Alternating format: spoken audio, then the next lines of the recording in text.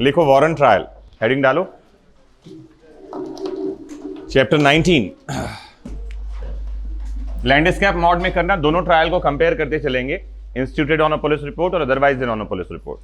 तो आपको एक आइडिया भी होगा कि स्टेजेस में क्या डिफरेंस है और क्या डिफरेंस हो जाता है। तो हेडिंग डाल लो आप चैप्टर 19 अध्याय 19 warrant trial.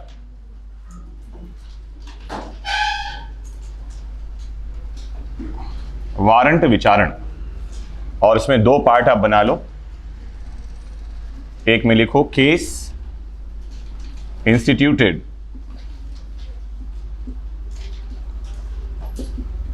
On a police report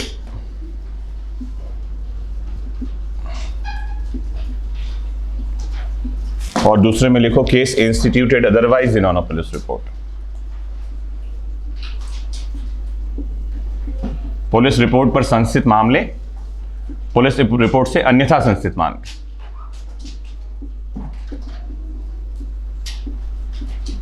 ऐसा कंपैरेटिव लिख लेंगे तो थोड़ा सा आसान हो जाएगा, आपको स्टेजेस भी समझ में आएंगे और कहानी भी आसान हो जाएगी।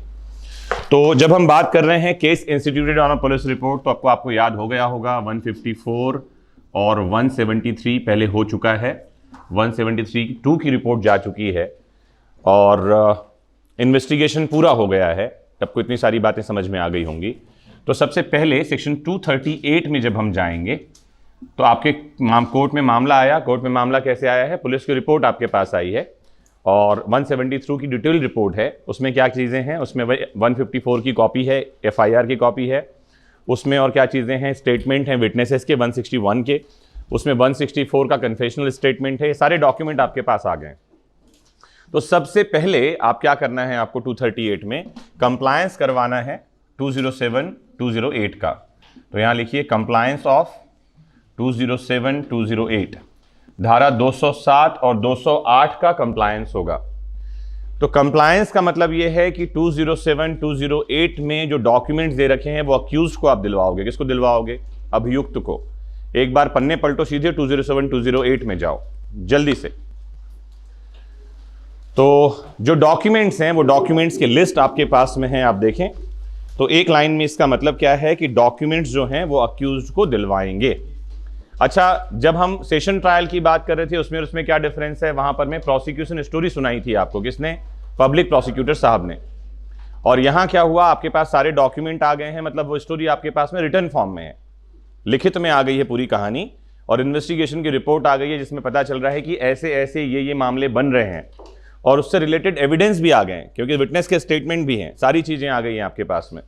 तो अब आपको वो पूरा का पूरा, पहले आपने कंप्लायंस करवा दिया। कंप्लायंस का मतलब है आप अक्यूज को पूछते हो कि आपके पास सारे डॉक्यूमेंट मिल गए हैं, और वो कहता है कि हाँ डॉक्यूमेंट मिल गए हैं। जैसा कि मैंने आपको बताया कि प्रैक्टिकली वकील साहब आते ही कहते हैं डॉक्यूमेंट नहीं मिले, दिलवा दीजिए और कोई एक डेट दीजिए, क्योंकि वो डॉक्यूमेंट देखने के बाद पता चलेगा कि ऑफेंस कौन सा है, कौन से चार्जेस बनने वाले हैं, किस अपराध के बारे में बात हो रही है। हो सकता है हैबिचुअल हो, 4-5 तरह का कर रखा हो, तो उसको खुद को ही नहीं समझ में आ रहा कौन से मामले में बुलवाया गया है। तो 238 का कंप्लायंस सबसे पहले होगा और यही स्टेज 1 है। क्या है ये? स्टेज 1। ठीक। वहीं जब हम otherwise in on police report की बात कर रहे हैं, इसका मतलब या तो सेक्शन 200 में मामला आया है या 191 क्लॉज C में मामला आया है। ठीक है, या तो शिकायत पर मामला आया है कोर्ट में, या दूसरा तरीका क्या है? स्वसंज्ञान ले लिया है माई बाप ने। क्या ले लिया है? Suo motu cognizance. इसकी शुरुआत कहां होगी? इसका स्टेज 1 होगा सेक्शन 244 से, धारा 244 से। इसमें कैसे होगा? इसमें दो तरह की बातें और है, ध्यान से समझना बातों को, है ना। या तो मामला 200 में आया है या 191C में आया है। एक सेक्शन और आपको ध्यान रखना चाहिए, यहां 199 सबसेक्शन 2 से मामला आया है। कैसे आया है? 199(2) से। अगर ये 199 सबसेक्शन 2 से मामला आया है तो ये कोर्ट ऑफ सेशन में मामला है। कहां है ये? कोर्ट ऑफ सेशन में ये मामला है, भूलना नहीं। बाकी ये दो मामले कहां हैं? ये मैजिस्ट्रेट के कोर्ट में है। कौन सा मैजिस्ट्रेट है? JMFC, judicial magistrate first class के कोर्ट में ये मामला आया है। ठीक है। 199(2) में कहां आया है? कोर्ट ऑफ सेशन में। 199 सबसेक्शन 2 क्या है? डिफेमेशन हो गया है, मानहानि हो गई है किसी माई बाप की। किसकी? महामहिम की मानहानि। महामहिम कौन है? प्रेसिडेंट ऑफ इंडिया और गवर्नर ऑफ एनी स्टेट और administrator of any union territory, या कोई पब्लिक सर्वेंट है उसका भी हो गया है, मंत्री नेता महोदयों का हो गया है। तो लॉ ये कहता है कि court of session shall take direct cognizance as a court of original jurisdiction if the complaint has been lodged by public prosecutor within 6 months of the commission of the offense। अपराध के किए जाने के पहले, अपराध के किए जाने के बाद 6 माह के भीतर अगर पब्लिक प्रोसिक्यूटर, लोक अभियोजक जो है सत्र न्यायालय में शिकायत करता है तो 6 माह के भीतर उसका कॉग्निजेंस लिया जा सकेगा। प्रक्रिया कौन सी अपनाई जाएगी? ये वाली प्रक्रिया। ये कहां लिखा हुआ है? 237 में, 237 में कहां मिलेगी ये बात? 237 में ये बात लिखा है। सीधा कहां चलेगा मामला? सीधा मामला चलेगा कोर्ट ऑफ सेशन में। और कोर्ट ऑफ सेशन प्रक्रिया कौन सी अपनाएगी? ये वाली जो 244 में है। ध्यान रखना, इतनी सारी बातें एक साथ याद रखना। बीच में कोई मुझे बोल रहा था कि आप खूब सारे सेक्शन बता देते हो, वो सब जुड़े हुए हैं आपस में, इसलिए वो सेक्शंस आपको ध्यान रखने की जरूरत है। तो जहां जहां सेक्शन लिखे हैं वहां एक लाइन लिख लो, ये इस बारे में है, ये इस बारे में, इस बारे में। और अभी नहीं लिख पाए तो बाद में सेक्शन निकाल करके लिखना कि इस बारे में कहानी है। तो ये एक चार्ट देखकर ही आपको पूरी कहानी याद आ जानी चाहिए। इससे बढ़िया रिवीजन का तरीका और कुछ भी नहीं है, ठीक है। और अपने शब्दों में लिखना है, शब्दों में बना के आराम से लिख पाओगे आप, ठीक। तो ये याद करने के लिए मेमोराइजेशन का सबसे बढ़िया तरीका है जिसे कहा जाता है चार्ट रिप्रेजेंटेशन। और वो चार्ट कब याद होता है पता है? जब आपने खुद ने बनाया हो। कई बार ऐसा होता है कुछ कॉपी में, बुक में या बैरेक्स में आपको चार्ट दिख जाते हैं और वो चार्ट देख के समझ में नहीं आता कहना क्या चाह रहे हैं, क्योंकि चार्ट ऐसे ही बनाए जाते हैं। तो चार्ट कब याद होगा? जब आपने खुद ने बनाया है, किसी दूसरे का बनाया हुआ याद नहीं होगा। तो उस चार्ट को अपने हिसाब से बनाइए और अपने हिसाब से कीवर्ड्स वहां लिखिए। रिपीट तो नहीं करना कुछ मुझे। जब हम बात कर रहे हैं case instituted otherwise than on a police report, तो 3 तरह से रजिस्टर होगा। मैंने बताया 2 तरीका है जहां पर जेएमएफसी के कोर्ट में रजिस्टर होगा, एक तरीका है जहां कोर्ट ऑफ सेशन में रजिस्टर होगा। फॉलो यही वाला प्रोसेस किया जाएगा। तो सबसे पहले 244 में होता क्या है समझो, मैं दोनों चीजें साथ में लेके चल रहा हूं, 199(2) भी। अगर कोर्ट ऑफ सेशन में पब्लिक प्रोसिक्यूटर साहब आए और उन्होंने रिटर्न में कंप्लेंट किया कि फलां फलां आदमी ने फलां फलां गवर्नर के बारे में उल्टी सीधी बात कही, कहा कि ये तो सफेद हाथी है। क्या कहा? एक नेता महोदय थे, उन्होंने कहा कि गवर्नर का जो पोस्ट है वो सफेद हाथी के समान है, किसी काम का नहीं है, ऐसा कहा उन्होंने। क्यों काम का नहीं है? क्योंकि बनाया गवर्नर का पोस्ट गया था इसीलिए, सो दैट सेंट्रल और स्टेट के बीच में वो एक मीडिएटर का काम करे, एक लिंक का काम करे और दोनों के बीच में सामंजस्य बनाए। पोस्ट का बस मतलब यही था। अब क्या हो गया है? गवर्नर का पोस्ट एकमात्र काम रह गया है, जो चुनाव लड़के जीत नहीं सकता, सीनियर आदमी हो गया है, पद से हटाना है, उसे गवर्नर बना दो कहीं का। यही चल रहा है। सेटलमेंट हो रहे हैं। जैसे एक बहुत शानदार पर्सनालिटी है देश की, अगर आप जानते हैं उन्हें, उनका नाम है किरण बेदी। तो किरण बेदी को दिल्ली से चुनाव लड़वाया गया। जीते तो क्या मिलता उनको? पृथ्वी का राज्य, हारे तो स्वर्ग।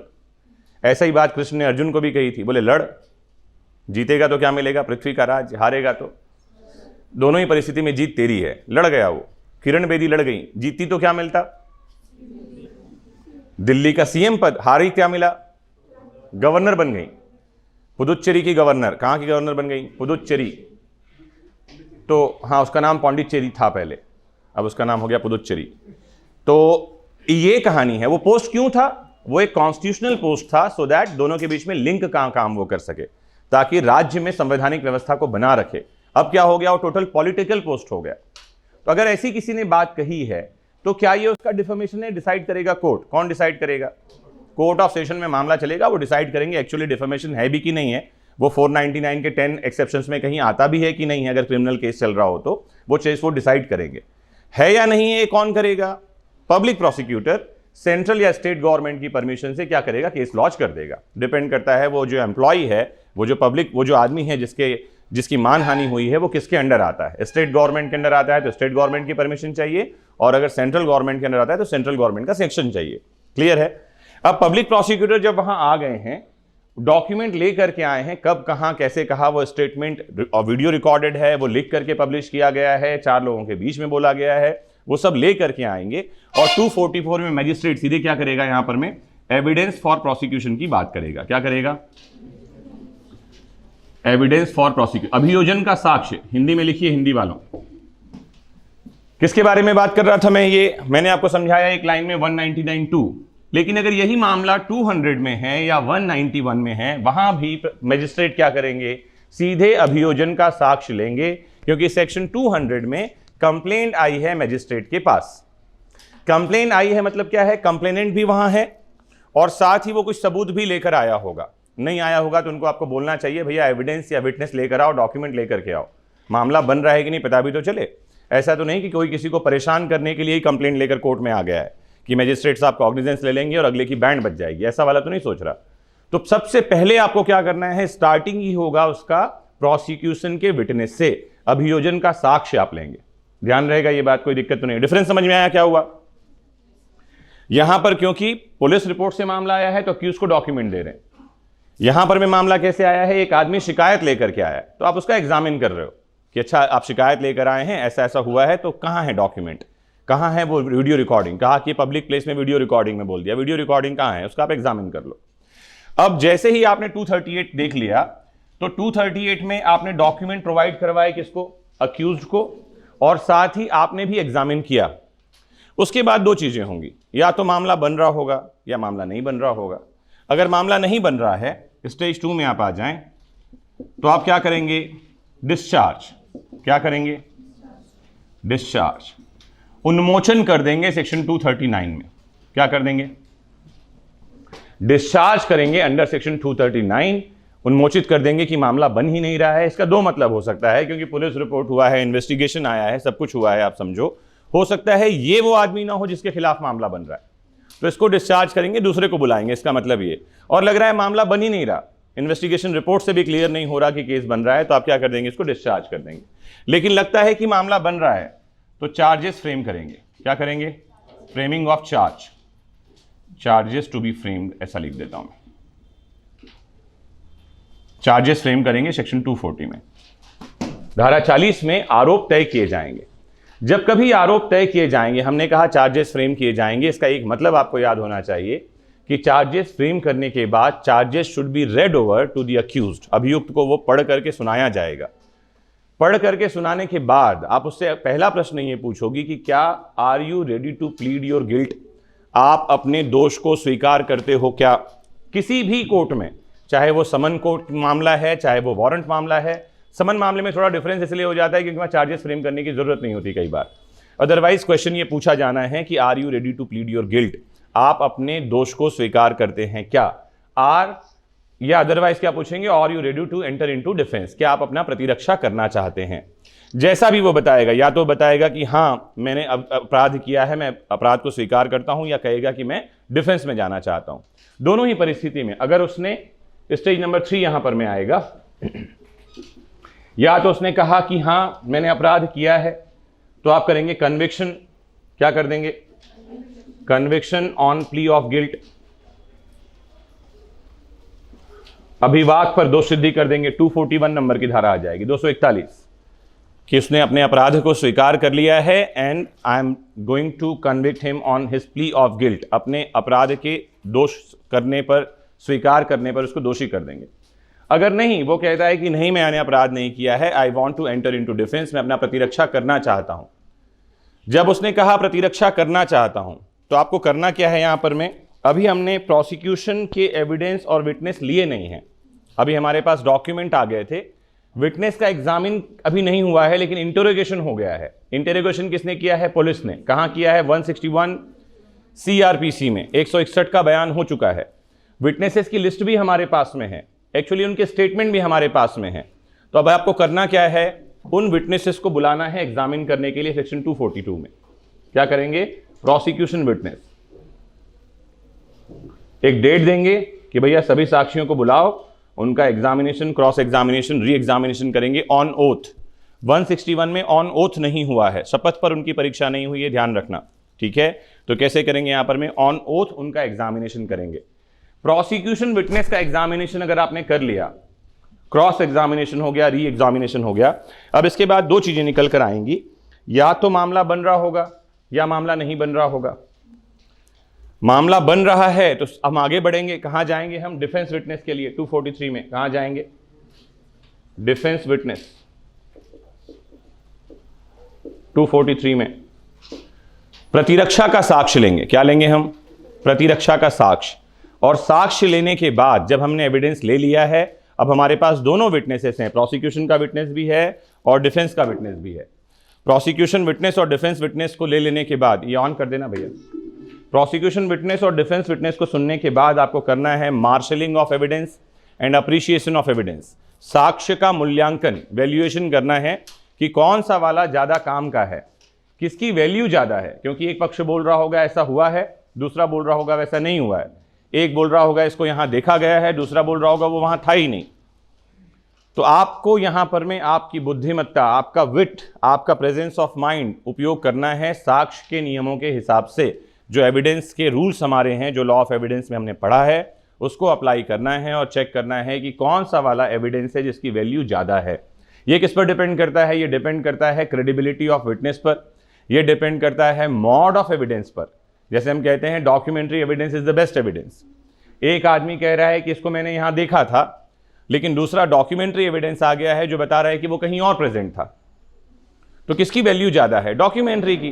देखे वाले को हो सकता है कि किसी और को देख लिया हो, डुप्लीकेट को देख लिया हो, वैसे ही मिलते जुलते किसी आदमी को देख लिया हो। लेकिन डॉक्यूमेंट्री एविडेंस जहाँ सीसीटीवी फुटेज है, प्लेन के टिकट्स हैं, एयरपोर्ट्स के सीसीटीवी फुटेज हैं, जहाँ वो फ्लाइट में बैठ रहा है, कहीं उतरा, होटल चेक इन के डॉक्यूमेंट डिटेल हैं, डॉक्यूमेंट्री एविडेंस हैं, उसकी वैल्यू ज़्यादा है। तो आप मार्शलिंग करेंगे एविडेंस का, अप्रिशिएशन करेंगे और एट लास्ट एक निर्णय पर पहुंचेंगे जो आएगा सेक्शन 248 में। कहाँ आएगा? 248 में। या तो कॉन्विक्शन होगा या अक्विटल होगा। निर्णय क्या होगा? या तो दोष सिद्धि या दोष मुक्ति। तो ये थर्ड स्टेज के बाद फोर्थ स्टेज आएगा, स्टेज नंबर 4। और स्टेज नंबर 4 में क्या आएगा? यहां पर में निर्णय, जजमेंट। कहां? सेक्शन 248 में। तो यहां पर में जहां हमारा सेशन ट्रायल 8 स्टेजेस में चल रहा था, या हम 225 को स्टेज न माने, कई बार 225 को स्टेज नहीं मानते हैं क्योंकि वो स्टेटमेंट है that prosecution shall be conducted by the public prosecutor. अभियोजन का संचालन लोक अभियोजक करेगा, ऐसा लिखा है 225 में। अगर हम उसको स्टेज ना माने तो भी 7 स्टेजेस वहां पर होते हैं। और वारंट ट्रायल में स्टेजेस कितने हो गए हमारे पास में? 4 स्टेजेस में सिमट जाता है। तो छोटा ट्रायल है वारंट ट्रायल सेशन ट्रायल की तुलना में। और वो भी वारंट ट्रायल कौन सा वाला? जब हम बात कर रहे हैं case instituted on a police report. Clear कहानी समझ में आई? 2 सेक्शन हमारे पास और आएंगे, सेक्शन 248 और 249 और सेक्शन 250। ये एंसिलरी प्रोविजंस हैं। क्या कहते हैं इसे हम? एंसिलरी प्रोविजंस, जिसके लिए एक शब्दावली और हमारे पास आती है। It is also known as conclusion of trial. क्या है ये? Conclusion of trial. ये हम दोनों ही को एक साथ पढ़ेंगे, ये देख लें, फिर हम यहां पर आते हैं। अब यहां वाले स्टेज में क्या हुआ है? यहां वाले स्टेज में हो गया है एविडेंस फॉर प्रोसिक्यूशन। कंप्लेनेंट आया था आपके पास में, शिकायत करता 199(2) में कंप्लेनेंट स्पेशल आदमी है, who is a public prosecutor. क्या है वो? लोक अभियोजक है 199(2) में। बाकी जगह कंप्लेनेंट कौन है? विक्टिम, मैक्सिमम जगह पर में। क्योंकि हमारे पास में जब हम कंप्लेंट की बात कर रहे हैं तो 195, 196, 197, 198 ये सेक्शंस हैं जहां कंप्लेंट पर केस रजिस्टर हो रहा है। तो कौन आ रहा है? विक्टिम। कुछ जगह विक्टिम के लिए, विक्टिम के साथ कुछ और लोगों को जो है अलाउ कर दिया गया है कि स्पेशल कंडीशंस में दूसरा भी कोई आ सकता है। हुएवर, जो भी आया है कंप्लेनेंट शिकायत लेकर के, आप 2 काम करेंगे। पहला, उसकी एग्जामिनेशन कर लेंगे, परीक्षा करेंगे। दूसरा काम करेंगे, अगर एविडेंस साथ में आया है आपके पास में तो वो जो एविडेंस है उसको भी स्क्रूटनी करेंगे। विटनेसेस आए हैं तो उसकी भी एग्जामिन कर लेंगे। जब हम बात कर रहे हैं इसके बारे में तो 138 एनआई एक्ट में यही प्रोसीजर फॉलो होता है एनआई एक्ट के लिए। लेकिन आपको जानकारी दे दूं, करना ये होता है कि यहां पर मैं आपको एग्जामिन करने की जरूरत नहीं होती उन लोगों की, क्योंकि एफिडेविट पर कंप्लेंट आता है, लिखित में परिवाद आता है। और डॉक्यूमेंट में आया है तो एग्जामिन करने की बहुत ज़्यादा जरूरत नहीं है, क्योंकि सब कुछ क्या है? डॉक्यूमेंट्री है। ए नाम के आदमी ने चेक दिया था, चेक डिसऑनर हुआ है, चेक डिसऑनर की स्लिप है। अगर किसी ऋण की अदायगी के लिए क्लियरेंस ऑफ डेट के लिए हुआ है तो उसका कोई प्रूफ होगा। नहीं हो तो कोर्ट वैसे ही प्रिजम्पशन लेकर चल रहा है कि ऋण की अदायगी के लिए हुआ था। तो वो चेक लेकर आया है और एफिडेविट में बात लिखकर लाया है कि ऐसी ऐसी बात हो गई है, तो माना जाएगा कि चीज़ें ठीक हैं।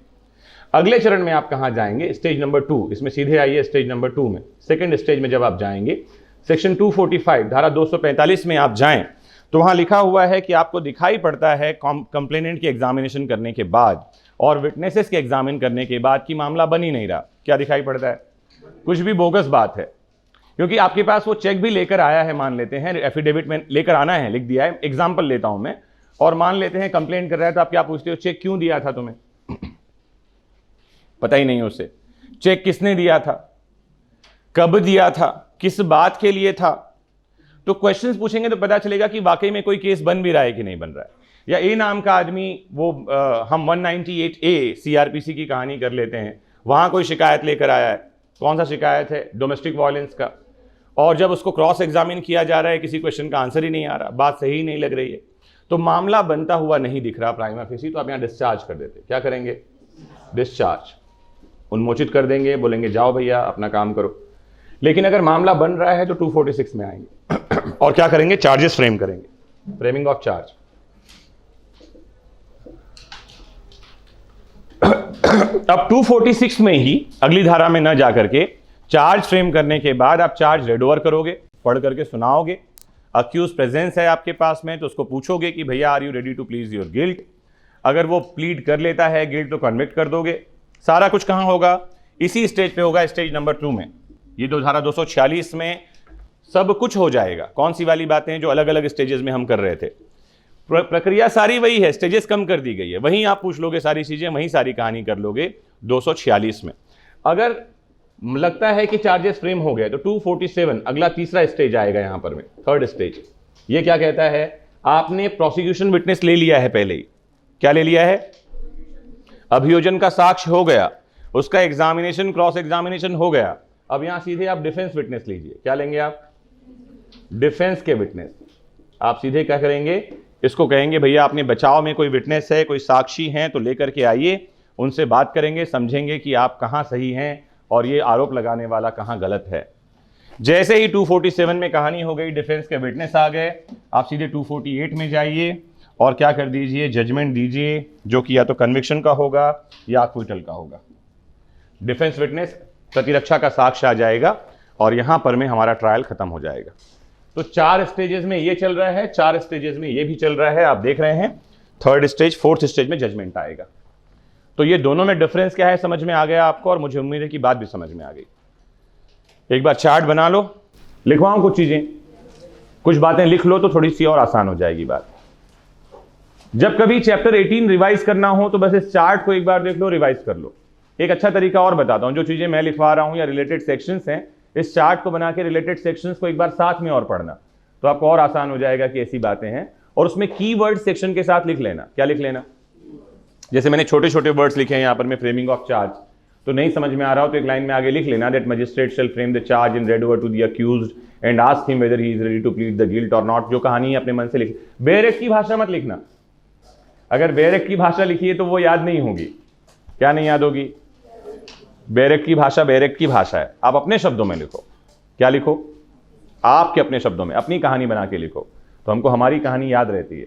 नहीं, फिल्में इसीलिए याद हो जाती है क्योंकि हम सोच रहे थे ये मैं ही हूं, घूसा मार के जो दीवार तोड़ देता है ना। आम जीवन में नहीं कर पा रहे, वहां तो हम यही सोच रहे हैं। लिखो काम की बातें, फटाफट लिखो। कुछ आपको केसेस लिखवा रहा हूं मैं, कुछ चीजें और लिखवा रहा हूं। लिखना चैप्टर 19 ऑफ CRPC,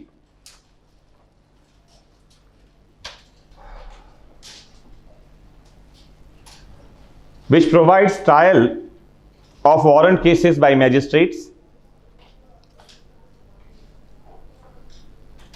धारा 19 दंड प्रक्रिया संहिता, अध्याय 19 दंड प्रक्रिया संहिता, जो मजिस्ट्रेटों द्वारा वारंट विचारण के बारे में प्रावधान करता है, can be considered under 3 different heads, को 3 अलग शीर्षों के अंतर्गत समझा जा सकता है। Can be considered under 3 different heads, को 3 अलग शीर्षकों या शीर्षों के अंदर समझा जा सकता है। पहला, case instituted on a police report, जहां मामला पुलिस रिपोर्ट पर संस्थित हो।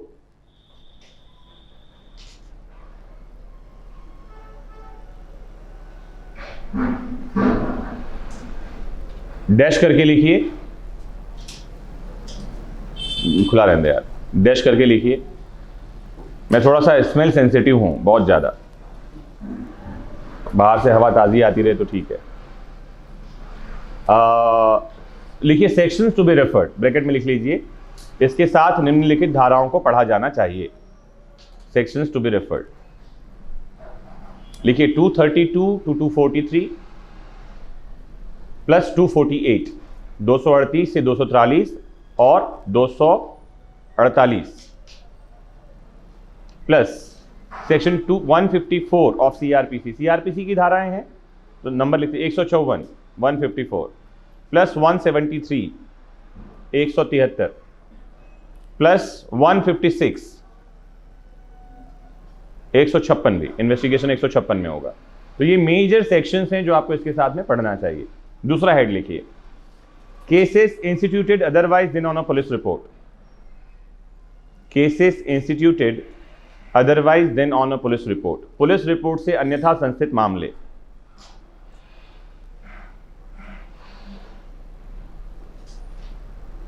डैश करके लिखिए सेक्शंस टू बी रेफर्ड, अन्य निर्देशित धाराएं या धाराएं जो साथ में पढ़ी जानी चाहिए। लिखिए 244 टू 248, 244 से 248 प्लस सेक्शन 191 क्लॉज सी धारा 19 एक ग प्लस सेक्शन 200 टू 204, 200 से 204 प्लस सेक्शन 237 धारा 237 प्लस सेक्शन 199 सब सेक्शन 2 199(2). ये सब धाराएं रेफर करने का मतलब है जैसे ये सेक्शन सामने आए इतनी सारी धाराएं दिमाग में चट से आ जानी चाहिए। कैसे?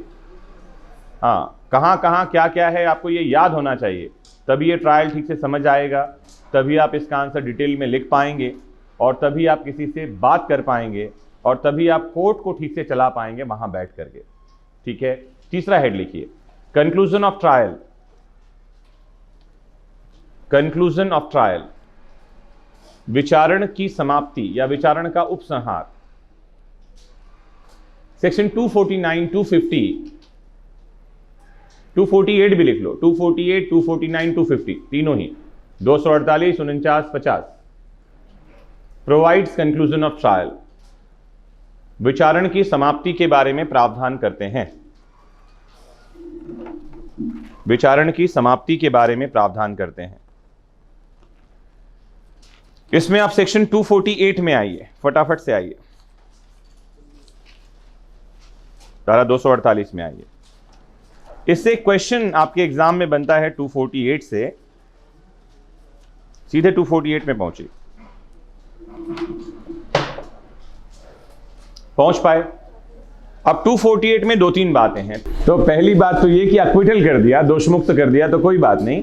अगर कन्विक्शन करना है फिर दो तरह की बातें आती हैं। कन्विक्शन में दो तरह की बात कैसे आएगी? पहला तो ये कि अगर मैजिस्ट्रेट को लग रहा है कि वो एडिक्वेट पनिशमेंट इंपोज नहीं कर सकता, मतलब जितनी सजा दी जानी चाहिए उससे कम सजा का अधिकार उसको है। जेएमएफसी के पास 3 साल का अधिकार है, उसको लगता है इस आदमी को कम से कम 4-5 साल की सजा देनी चाहिए, तो एक सेक्शन आएगा 325, 325 में मामला किसको भेज देंगे? सीजेएम साहब को, बोलेंगे आप सुनो। या दूसरी बात आएगी 360 है अपराधी परिवीक्षा, प्रोबेशन ऑफ ऑफेंडर्स। 360 में क्या लिखा हुआ है कि अगर कोई व्यक्ति आपके सामने आया है जिसने ऑफेंस पहली बार किया है, कैसी बार? फर्स्ट टाइम किया है, ऑफेंस सर्कमस्टेंसेस के बेसिस पर हो गया, किया नहीं है उसने, परिस्थितिवश हो गया। अपराध ऐसा नहीं है जो अगेंस्ट वुमेन है, महिलाओं के विरुद्ध नहीं है, देश की सोशियो इकोनॉमिक कंडीशन, आर्थिक राजनीतिक सामाजिक दशा के विरुद्ध नहीं है, या ऐसा अपराध नहीं है जो लाइफ इंप्रिजनमेंट या डेथ पनिशमेंट से पनिशेबल है। और कंडीशंस हैं, मैं आपको साधारणतः बता रहा हूं ये, अदरवाइज एज 21 साल से है क्या आदमी की, उसकी उम्र 21 साल से कम है क्या, ऐसे बहुत सारे कंडीशन है। महिलाओं की उम्र कितनी भी हो उनको परिवीक्षा पर छोड़ा जाना चाहिए, प्रोबेशन पर। फिर उसकी फिजिकल कंडीशन कैसी है, बीमार तो नहीं है, इन्फर्मिटी तो नहीं है, ऐसी सब चीज़ों को देखा जाएगा। इन सब चीज़ों को देखने के बाद देखते कैसे हैं वो डिफेंस का लॉयर ही आपको बताएगा। कौन बताएगा? डिफेंस का एडवोकेट। आपको कुछ भी नहीं करना है, सही बात बताऊं, आपको कोर्ट में बस जागे रहना है। क्या करना है? जाग कर बैठे रहो, सब कुछ वो लोग करते हैं। तो बताएगा माई बाप इसको जो है प्रोबेशन पर छोड़ दो। छोड़ना कि नहीं छोड़ना ये भी आपको नहीं जानना, पब्लिक प्रोसिक्यूटर बताएगा। ये बताएगा इसको प्रोबेशन पर छोड़ दो, वो बोलेगा नहीं छोड़ो, तो पूछो क्यों नहीं छोड़े, तो बताएगा पहले एक बार सजा मिल चुकी है इसको, और सीआरपीसी में लिखा है अगर पहले कन्विक्टेड है तो नहीं मिलेगा। ये बोल रहा है छोड़ दो क्योंकि वो महिला है, पूछो छोड़ दे कि नहीं छोड़ दे, वो बताएगा महिला को क्यों नहीं छोड़ें, क्योंकि ऑफेंस ऐसा है जो लाइफ इंप्रिजनमेंट से पनिशेबल है, या पहले इसको 2 बार कन्विक्शन हो चुका है, हैबिचुअल ऑफेंडर है। सब वही लोग बताएंगे, आपको बस बैठ के सुनना है, दिमाग नहीं लगाना आपको। अगर लगता है कि उसको प्रोबेशन पर छोड़ना है तो 360 का जब आप जजमेंट पास करेंगे तो उसमें लिखना होता है कि that the person is convicted on blah blah section, उसको इस धारा में दोषित तो किया गया है, लेकिन सेक्शन 360 सीआरपीसी का बेनिफिट देके प्रोबेशन पर छोड़ा जा रहा है, ये बात आप लिखते हैं। फिर प्रोबेशन के टर्म्स एंड कंडीशन होते हैं। प्रोबेशन के क्या टर्म्स एंड कंडीशन होते हैं कि वो शहर छोड़ के नहीं जाएगा, जितने समय का प्रोबेशन है, प्रोबेशन का मैक्सिमम पीरियड 3 साल का होता है। प्रोबेशन का मतलब होता है निगरानी, मतलब वो आपके सर्विलेंस में रहेगा, देख रेख में रहेगा। तो उसके कंडीशन होंगे कि हर सप्ताह सोमवार के दिन थाने में हाजिरी लगाएगा या कोर्ट में ही हाजिरी लगाने आएगा, अपना पता नहीं बदलेगा, शहर छोड़कर नहीं जाएगा या देश छोड़कर नहीं जाएगा, कॉन्टैक्ट नंबर नहीं बदलेगा, बहुत सारे कंडीशन होते हैं। कभी भी ये कंडीशन ब्रीच करता है, इसको अरेस्ट किया जा सकता है। अभी ये दोषी ठहराया गया है, जिस दिन वो कंडीशन ब्रीच करेगा उस दिन से जेल शुरू हो जाएगी। अगर 3 साल तक जो मैक्सिमम टाइम पीरियड है, टाइम पीरियड भी आप डिसाइड करेंगे कि 6 महीने का प्रोबेशन होगा, 3 साल का प्रोबेशन होगा, 2 महीने का होगा, वो आप डिसाइड करेंगे।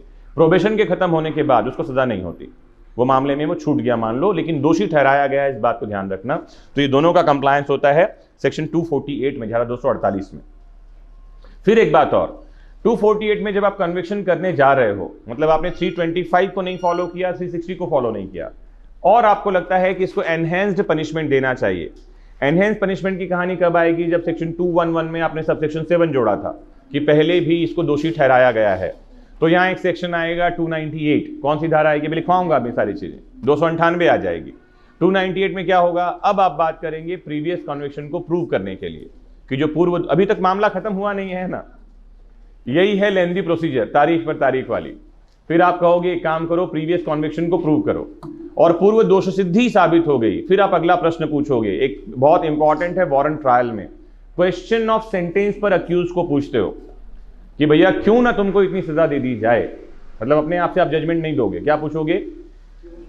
क्यों ना तुम्हें इतनी सजा, मतलब आप 10 साल की जेल देना चाहते हो, 5 साल की जेल देना चाहते हो, एनहेंस पनिशमेंट देना चाहते हो, 2 साल की जेल देना चाहते हो, वॉट, अगर वारंट ट्रायल हुआ है तो आप एट लास्ट उसको पूछेंगे क्यों ना आपको इतनी सजा दे दी जाए। किसको पूछोगे? अक्यूज को। यह है क्वेश्चन ऑफ सेंटेंस पर पूछना, और वो फिर आपको बताएगा कि मुझे इतनी सजा मत दो, ये बहुत भारी है, जीवन बर्बाद हो जाएगा मेरा, अभी तो मैं युवा हूं, देश के काम आ सकता हूं, ऐसी वाली बातें कुछ भी बताएगा वो। तो उसका वकील साहब आपको बताएगा ऐसी ऐसी बातें, और आपको लगता है इसकी बात ठीक है, सजा कम कर देनी चाहिए, तो आप सजा कम करोगे, और लगता है कि नहीं ये सजा ठीक है तो आप सजा बरकरार रखोगे। जो आपने पूछा था ये डिसाइड आप कर रहे हो। तो आपके सजा देने की पावर वैसे भी 3 साल की है, उसके कम जितना भी सजा दोगे, बार बार ये पूछना जरूरी है कि क्यों ना आपको इतनी सजा दे दी जाए। This is the sentence of question. ये 248 में आता है, और यही समन ट्रायल को वारंट ट्रायल से डिफरेंशिएट करता है। समन विचारण में आपको ऐसा पूछने की जरूरत नहीं है, सीधे सजा दे दो। वारंट विचारण में आपको ये पूछना होता है क्यों ना इतनी सजा, इतने समल का जेल, इतने रुपए का जुर्माना लगा दिया जाए, और क्या पता उसके पास कोई बढ़िया सा आंसर हो। जैसे एक केस था शिवानी मर्डर केस मध्य प्रदेश का, उसमें सेशन कोर्ट ने डेथ पनिशमेंट सुनाया, हाई कोर्ट ने डेथ पनिशमेंट को कंफर्म किया,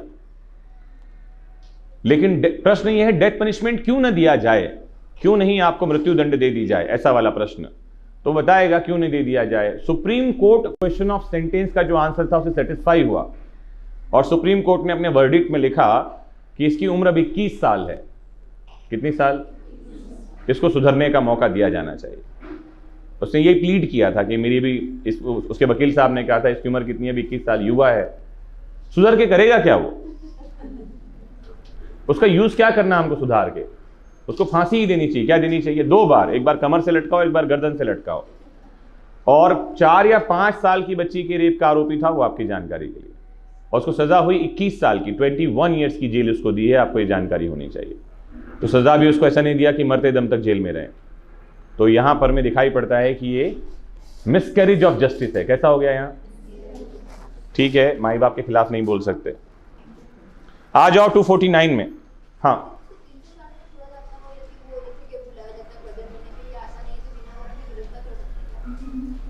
नहीं, अगर मामला वारंट कॉग्निजेबल है तो ही।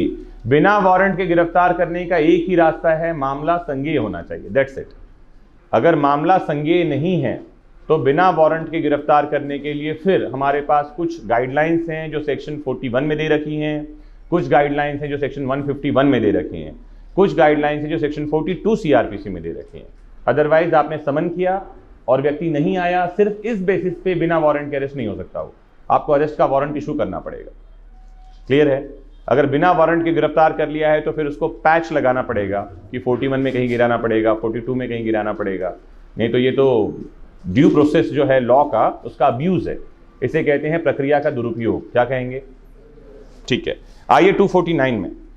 248 में इन चीजों को अंडरलाइन कर लेना आप, है ना। 325, 360 क्वेश्चन ऑफ सेंटेंस, 348 सबसेक्शन 2 में 348(2) को बैरक में अंडरलाइन करिए। कर पाए?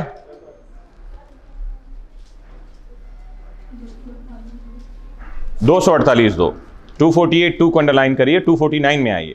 मैं बता रहा हूं ना 300 में पहुंच जाता हूं मैं आजकल, कई दिनों से ऐसा कर रहा हूं, जबकि बैरक भी सामने ही खुला है, मेरे दिमाग में भी पन्ने खुले हुए हैं। 249 में आइए। 249 परिवादी की अनुपस्थिति। प्रश्न पूछा जाता है कि परिवादी की अनुपस्थिति का क्या प्रभाव होता है। ये इंपॉर्टेंट सेक्शन से सीधे मैं आपको यहां ले आया हूं। लिखता है when the proceeding have been instituted upon a complaint. पहली रिक्वायरमेंट ये है कि मामला कंप्लेंट पर यानी परिवाद पर संस्थित हुआ हो।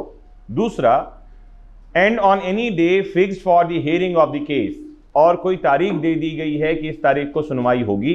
द कंप्लेनेंट इज एब्सेंट, परिवादी ही गायब हो जाता है। इसे कहा जाता है मुद्दई चुस्त गवाह सुस्त। कोर्ट लग गई है, सब बैठ गए हैं, शिकायत करता ही गायब हो गया। लिखा है एंड द ऑफेंस में बी लॉफुली कंपाउंडेड, मामला शमनीय भी होना चाहिए, और is not a cognizable offence, या मामला संज्ञेय नहीं होना चाहिए। क्या क्या कंडीशन होगी? कंडीशन को अंडरलाइन करना है आपको।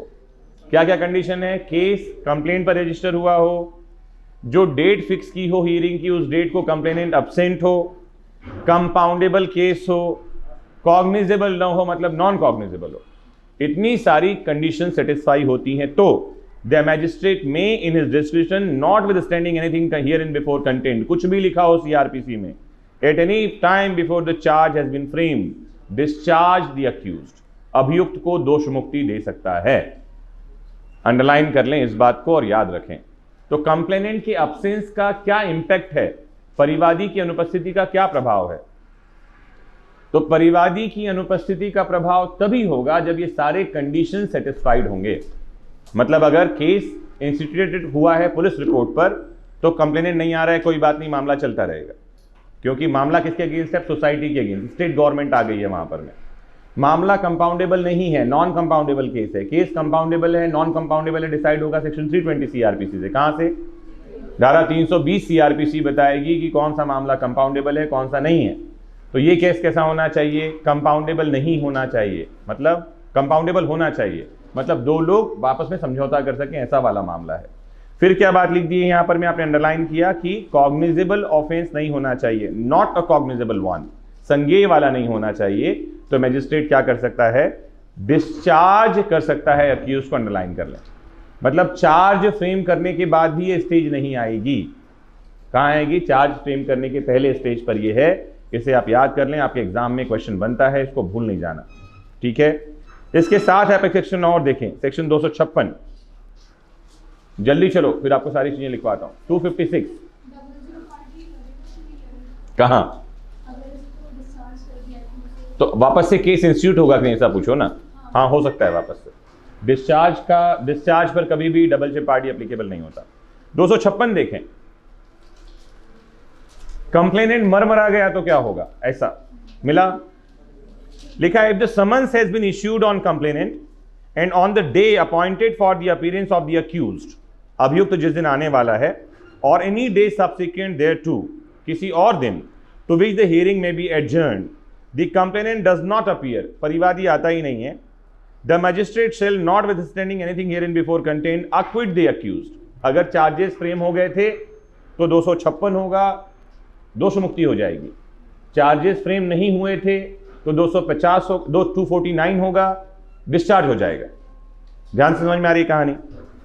आगे लिखा है unless for some reason he thinks it proper to adjourn the hearing of the case for some other day. अगर मैजिस्ट्रेट सोचता है कि मामले के लिए तारीख बढ़ा दी जानी चाहिए, कंप्लेनेंट का इंतजार करना चाहिए, वैसा कर सकता है, या सीधा दोष मुक्त कर सकता है। ध्यान से समझ लो कहानी, वापस से रिपीट कर दूं। चार्जेस फ्रेम नहीं हुए थे, कंप्लेनेंट नहीं आया, डिस्चार्ज। चार्जेस फ्रेम हो गए थे, कंप्लेनेंट नहीं आया, मजिस्ट्रेट की मर्जी है मामले को आगे कंटिन्यू रखे या उसको अक्विट कर दे। प्रोवाइजो इसका कह रहा है that the complainant is presented by a pleader, अगर उसका वकील आया है, और by the officer conducting the prosecution, सरकारी वकील साहब आ गए हैं, और where the magistrate is of opinion that the personal attendance of complainant is not necessary, उसकी जरूरत नहीं है, the magistrate may dispense with the attendance and proceed with the case. Complainant की गैर मौजूदगी में मामले को आप कंटिन्यू रख सकते हो और मामला चला सकते हो। ये सब किस पर डिपेंड करता है? आप पर। तो आपको क्या देख लेना चाहिए? ऐसा तो नहीं कि कंप्लेनेंट को डराया धमकाया हो, इस कारण नहीं आ रहा हो, उसकी गाड़ी ही पंचर कर दी हो, अबडक्ट किडनैप कर लिया हो, उससे डिस्चार्ज हो गया तो मामला खत्म हो गया, अक्विट हो गया तो दोबारा मामला भी नहीं आएगा। ध्यान से समझना ऐश्वर्या, अगर अक्विटल हो गया है, 256 की प्रोसीडिंग हो गई है, तो यहाँ डबल जेपार्डी भी एप्लीकेबल होगा। After acquittal between the same parties under the same subject matter no new case will be instituted. तो ये खतरनाक मामला हो जाएगा, इसलिए आपके प्रोविजन क्या दे दिए हैं आप आराम से देख लेना, समझ लेना, कहानी कर लेना। सबसेक्शन 2 कह रहा है the provisions of subsection 1 shall so far as may be apply also the cases where the non appearance of the complainant is due to his death. अगर वो मरा गया है तो भी ये सारे प्रोविजंस ऐसे ही एप्लीकेबल होंगे। मतलब या तो आप अक्यूज को डिस्चार्ज कर दीजिए, अक्विट कर दीजिए, या आप मामला आगे कंटिन्यू रखिए अगर आपको लगता है कि मामले का वर्थ इतना है कि अक्यूज जो है ये गड़बड़ कर रहा है। क्योंकि अगर यहां हम कर देंगे कि अक्यूज मर गया तो डिस्चार्ज या क्विट हो जाएगा, तो अक्यूज क्या करेगा? उसको कंप्लेनेंट को मार ही डालेगा, उसकी तो मुक्ति हो गई ना। ये किस पर डिपेंड करता है? आप पर। केस कैसा है, क्या अगेंस्ट सोसाइटी है, क्या डिसाइड किया जाना चाहिए, क्या अक्यूज को जेल भेजना चाहिए, उस पर यह डिपेंड करेगा। तो 250, 256 को साथ में, 249, 256 को साथ में पढ़ना, याद रहेगा। यहां से क्वेश्चन बनते हैं। 250 में देखिए, compensation for accusation without reasonable cause. अगर आपको यह लगता है जब आप डिस्चार्ज कर रहे हैं, कब करते हैं? ये स्टेज कहां आती है 250 की? डिस्चार्ज के स्टेज पर, जहां पता चलता है कि ग्राउंडलेस आरोप लगाए गए थे। कैसे आरोप थे? आधारहीन आरोप लगाए गए थे, और ये लगता है कि ये जो है कंप्लेनेंट जो है अक्यूज को परेशान कर रहा है, तो प्रतिकर दिलवाया जाएगा कंपनसेशन। किसको दिलवाया जाएगा? अक्यूज को, अभियुक्त को। और इसके लिए एक सेक्शन हमारा एप्लीकेबल होता है 357, 357 और 357A, और साथ ही 358। 3 तरह की धाराएं हैं कंपनसेशन के लिए। 357, 357A विक्टिम कंपनसेशन के लिए है, और 358 अक्यूज कंपनसेशन के लिए। ध्यान रखना। पीड़ित प्रतिकर की बात कहां करेंगे? 357, 357 कम है, 357, 357। अब ठीक हूं मैं, दिमाग ठिकाने पर है। चलिए 357 में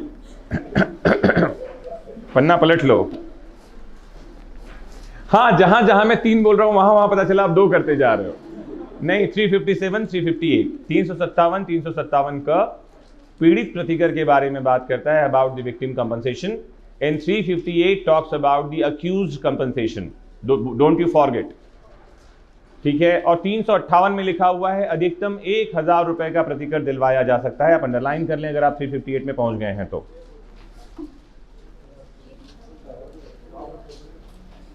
मिला आपको? वापस आ जाइए 350 के सबसेक्शन 2 में, वहां से सीधा 352 में आइए। क्या लिखा हुआ है? लिखा है the magistrate shell record and consider any case which such complaint or informant may show, and if he is satisfied that there was no reasonable ground for making the accusation, may, for the reason to be recorded, make an order that compensation to such amount not exceeding the amount of fine he is empowered to impose. Underline कर लीजिए। लिखा है उस रकम से ज्यादा रकम का वो जुर्माना नहीं लगाएगा जितना वो प्रतिकर नहीं देगा, जितना वो जुर्माना लगाने के लिए प्राधिकृत है। As he may determine be paid by such complainant or informant to the accused or to each or any of them। 250 का 2, रेडवे सेक्शन 358 ये बताते हैं कि 1000 रुपए या जितना वो सक्षम है उतना, दोनों में से जो कम हो। रिपीट करूं वापस से, यहां लिख दिया है मैजिस्ट्रेट की सक्षमता से ज्यादा नहीं होगा। लिमिट कहां कर दी गई है? 358 में। तो दोनों आप याद रखना, क्वेश्चन दोनों ही हमारे आंसर के पार्ट हैं। अगर यहां से क्वेश्चन पूछा गया है तो क्वेश्चन पूछा जाता है कितना जुर्माना हो सकता है, और ऑप्शन में है मैजिस्ट्रेट के कॉम्पिटेंसी से ज्यादा नहीं होगा, प्रतिकर कितना हो सकता है। तो अंडरलाइन कर लीजिए। फिर एक तीसरी बात और अंडरलाइन करिए, अगर ये जुर्माना नहीं भरेगा तो क्या, कंपनसेशन नहीं भरेगा तो क्या होगा? 250 सबसेक्शन 3 मिला। सिंपल इंप्रिजनमेंट हो सकता है 30 डेज का, 30 दिन का सादा कारावास जिसमें पान मसाला खाने की अनुमति नहीं होगी। मिल गया, अंडरलाइन कर पाए आप? ठीक। अब एक क्वेश्चन यहां से और बनता है कि सेकेंड क्लास मजिस्ट्रेट, कौन सा मजिस्ट्रेट, उसने अगर प्रतिकर दिलवा दिया, हमारा लॉ कह रहा है सेकेंड क्लास मजिस्ट्रेट की कोई औकात नहीं, पता नहीं उसको पोस्ट क्यों दे रखा है। सबसेक्शन 6 में आइए, लिखा है कंप्लेन और informant who has been ordered under subsection 2 by a magistrate of second class to pay compensation exceeding 100 rupees, 101 रुपए का क्षतिपूर्ति लगा दिया उसने, नहीं कर सकता हो ऐसा। लिखा है may appeal from the order as if such complaint or information had been convicted on trial by such magistrate, उसकी अपील हो सकती है कि 101 रुपए कैसे लगा दिया इसने। अपील कहां होगी? मैजिस्ट्रेट के कोर्ट से सेशन कोर्ट में। ऐसी वाली अपील को सुनते सीजेएम साहब है, हम पढ़ेंगे जब अपील में जाएंगे तो, लेकिन अपील होगी कहां पर में? सेशन कोर्ट में। और सेशन जज उसको मेकओवर कर देता है सीजेएम को भी, तुम सुन लो भैया 101 रुपए वसूल लिया तुम्हारे मजिस्ट्रेट ने। तो अंडरलाइन कर लीजिए इस बात को, यहां से भी क्वेश्चन बनता है, आप इसे जानकारी रख लीजिए। ठीक है, सबसेक्शन 8 में चलिए। सबसेक्शन 8 कह रहा है कि ये जो 250 के प्रोविजंस हैं ये समन्स केस को भी एप्लीकेबल होंगे और वारंट केस को भी एप्लीकेबल होंगे। ठीक है, तो काम की बातें ये 248, 250 और 249 ये 3 सेक्शन से हमारे एग्जाम में लगातार क्वेश्चन बनते हैं, और जो क्वेश्चन बनते हैं मैंने आपको अंडरलाइन करवा दिया है, उसको आप जानकारी में रखना, और जब आप नोट्स बनाओगे तो उन्हीं पॉइंट्स को पॉइंट वाइज अपने नोटबुक में लिख लेना और याद कर लेना विद दिस सबसेक्शंस। ये सबसेक्शंस भी आपके काम के हैं, एग्जाम में कई बार पूछा जाता है और हम परेशान होते हैं। लिखिए सम इंपॉर्टेंट केसेस, कुछ महत्वपूर्ण न्याय निर्णय। लिखिए state of Himachal Pradesh versus Krishnalal, Himachal Pradesh राज्य बनाम कृष्णलाल का मामला 1987। कृष्णलाल KRISHAN कृष्णलाल 1987 का केस है। लिखना इन दिस केस द जज after considering the material on records, इस मामले में मैजिस्ट्रेट ने या न्यायाधीश ने अभिलेख की सामग्री को ध्यान में रखते हुए, after considering the material on records, अभिलेख की सामग्री को ध्यान में रखते हुए, फाउंड दैट, पाया कि a prima facie case has been made out against the accused, कि अभियुक्त के खिलाफ प्रथम दृष्टया मामला बन रहा है। Found that a prima facie case has been made out against the accused, अभियुक्त के खिलाफ प्रथम दृष्टया मामला बन रहा है। But his successor judge on the same material, लेकिन उसके उत्तरवर्ती न्यायाधीश ने, मैजिस्ट्रेट ने, उत्तरवर्ती successor judge on the same material passed an order of discharge, अभियुक्त को उन्मोचित कर दिया। उत्तरवर्ती कौन होता है? जैसे ही आपका ट्रांसफर होगा आपके पोस्ट पे जो दूसरा आएगा वो आपका सक्सेसर है ना, और आपका ट्रांसफर फ्रिक्वेंटली होता रहेगा। अगर आप जो है आपके टर्म्स एंड कंडीशन डीजे साहब, एडीजे साहब हाई कोर्ट से ठीक ठाक हैं तो भी आप 2-2.5 साल में ट्रांसफर हो जाओगे, नहीं है तो हर 6 महीने में अटैची लेकर घूमते रहोगे। ठीक है, तो जो आपकी जगह दूसरा आदमी आएगा वो है सक्सेसर, आपका उत्तरवर्ती। तो एक जज को लगा कि मटेरियल पर बन रहा है मामला, दूसरे जज आया उसने डिस्चार्ज कर दिया। लिखना हेल्ड दैट, सर्वोच्च न्यायालय ने अवधारित किया कि held that no order of discharge could be passed by the successor in office, उत्तरवर्ती द्वारा कोई उन्मोचन का आदेश पास नहीं किया जा सकता। And such order is vitiating the process, और ऐसा आदेश कार्यवाही को दूषित करता है। केस लिखिए Century Spring Manufacturing Company, Century Spring Manufacturing Company, Hindi वालों आप भी ऐसा ही लिखिए, स्प्रिंग को उछलन तंतु नहीं लिख सकते, स्प्रिंग ही लिखिए। हाँ उसको कहा जाता है उछलन तंतु, उछलता रहता है वो। Century Spring Manufacturing Company Limited versus state of Maharashtra 1972, 1972 का मामला है।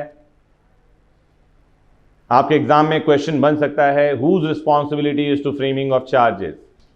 लिखना, it was held that the responsibility of framing the charge is that of the court.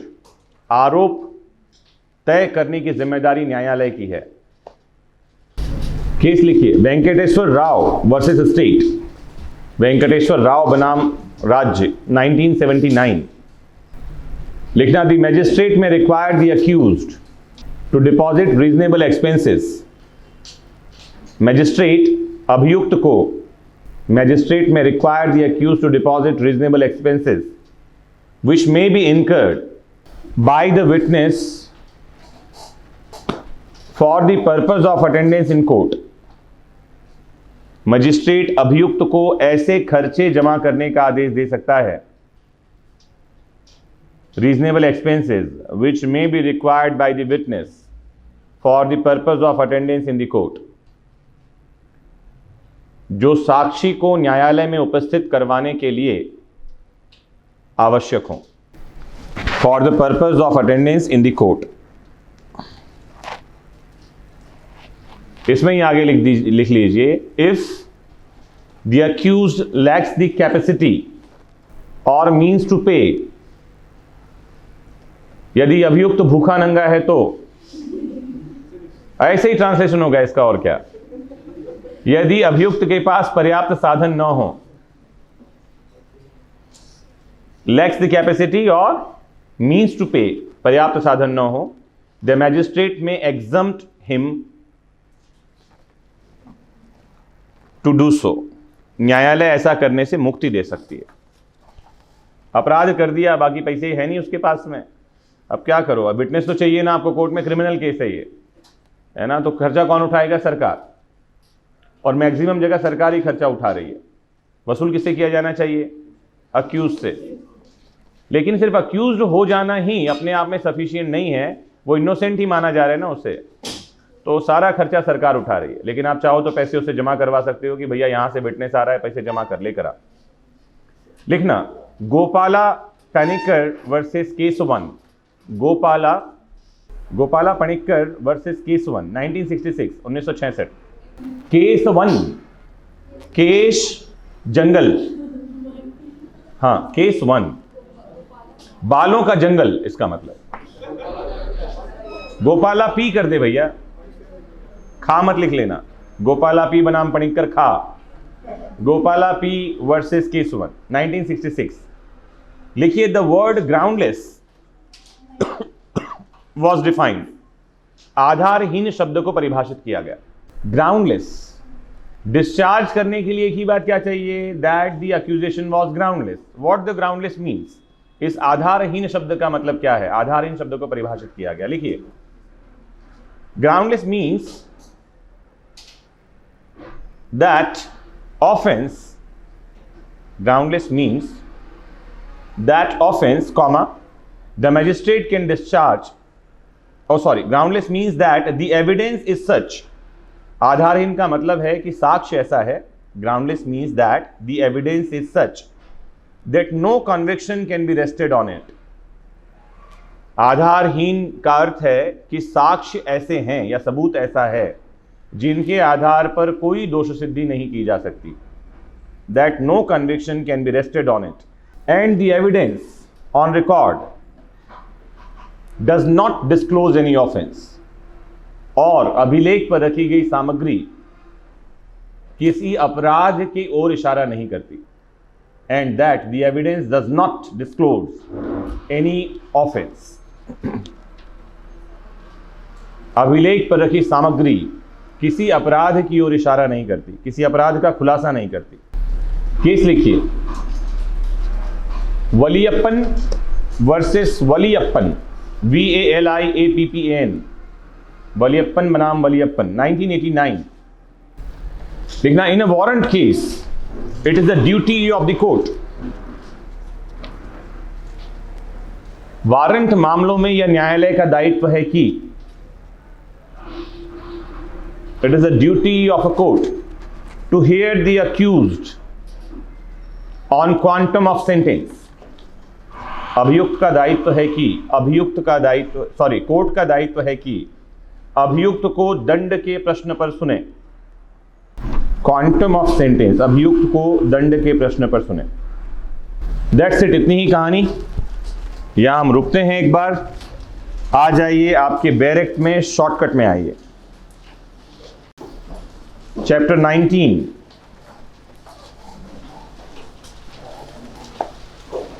पहुंच पाए? ठीक, तो 238 में आप अंडरलाइन कर लें, 207 का कंप्लायंस होगा। मैंने शायद 208 भी लिख दिया था वहां पर मैं, जैसा कि हमने बात कर ली। 207 का कंप्लायंस होगा, क्योंकि 208 का compliance otherwise than on police report पर किया जाता है, उसे आप अंडरलाइन कर लें। 239 में उन्मोचन शब्दों को अंडरलाइन कर लें, डिस्चार्ज को। और एक शब्द है ग्राउंडलेस, इसको अंडरलाइन कर लें। इस ग्राउंडलेस को हमने समझ लिया। डिस्चार्ज कब होगा? जब ग्राउंडलेस होगा। ग्राउंडलेस क्या है अभी हमने लिखा, ठीक है। चलें आगे। 242 में एक प्रोवाइजो है, उसे अंडरलाइन कर लें। Evidence for prosecution, provided that the magistrate से supply in advance to the accused the statement of witnesses recorded during investigation by the police। ये कहाँ हो गया है? ये पहले हो चुका है आपकी जानकारी के लिए। 238 में 207 के अनुपालन में ये दिया जा चुका है, इसलिए इसको लिखा हुआ है, अंडरलाइन कर लें वापस से। चलें आगे। फिर इसमें सबसेक्शन 3 में देखें, लिखा है on the date so fixed the magistrate shall proceed to take all such evidence as the case may be produced in support for the prosecution provided that the magistrate may permit the cross examination of any witness to be deferred until any other witness or witnesses have been examined or recall any witness for the cross examination। तो प्रति परीक्षा कब करेंगे, कब की जाती है? Cross examination क्या होता है? सेक्शन 137 138 एविडेंस एक्ट में जाएंगे तो 3 तरह के एग्जामिनेशन की बात है। Examination in chief, cross examination, re examination. Examination in chief कौन करता है? जिस पार्टी ने विटनेस को बुलाया है वो उससे पूछताछ करेगा, एग्जामिनेशन इन चीफ है। एडवर्स पार्टी क्रॉस एग्जामिन करती है। तो यहां एक बात लिख दी गई है, मैजिस्ट्रेट साक्षी की परीक्षा, प्रति परीक्षा के लिए तब तक के लिए जब तक कि अन्य साक्षियों की परीक्षा नहीं कर ली जाती स्थगित करने की अनुज्ञा दे सकेगा। इसको अंडरलाइन कर लीजिए। या किसी साक्षी को अतिरिक्त प्रति परीक्षा के लिए पुनः बुला सकेगा। दोनों ही मैजिस्ट्रेट की कहानी है। मतलब पहले एग्जामिनेशन हो जाए, उसके बाद फिर क्रॉस एग्जामिनेशन एक साथ कर लो, ये कह सकते हैं। ये आपकी डिस्क्रिशनरी पावर होती है वैसे, कि क्रॉस एग्जामिन करने के लिए इमीडिएट आप बुला सकते हैं, या 4 विटनेस आए हैं, पहले इनका एग्जामिनेशन इन चीफ हो जाए फिर क्रॉस एग्जामिनेशन कर लें। या मान लेते हैं एग्जामिनेशन पहले हो गया है। इस वाले की बात करें, कहां हो गया था एग्जामिनेशन? अक्यूज कहां आया? अब क्रॉस एग्जामिनेशन तो किया ही नहीं है उसने। अरे कंप्लेनेंट का एग्जामिनेशन किसने किया? मैजिस्ट्रेट साहब ने। तो इस बीच में कहीं भी जब यहां पर हम डिफेंस विटनेस की बात करते हैं, इसके पहले क्रॉस एग्जामिनेशन के लिए रिकॉल कर सकते हैं, फिर से बुला सकते हैं आपकी जानकारी के लिए। अगर दूसरा पार्टी क्या कहता है, मैं फला विटनेस को वापस से क्रॉस एग्जामिन करना चाहते हैं, तो रिकॉल ऑफ विटनेस हो सकता है। आप उसे अंडरलाइन कर लीजिएगा, इसको भूलना मत। 242 में लिखा हुआ है ये बात, इसे ध्यान रख लें। मिल गई आपको बात? मुझे उम्मीद है कि मिल गया होगा आपको। तो इतनी सी बातें हैं जो आपको यहां पर मैं अंडरलाइन करनी चाहिए और जो आपके एग्जाम, प्री एग्जाम के पॉइंट ऑफ व्यू से बहुत इंपॉर्टेंट है।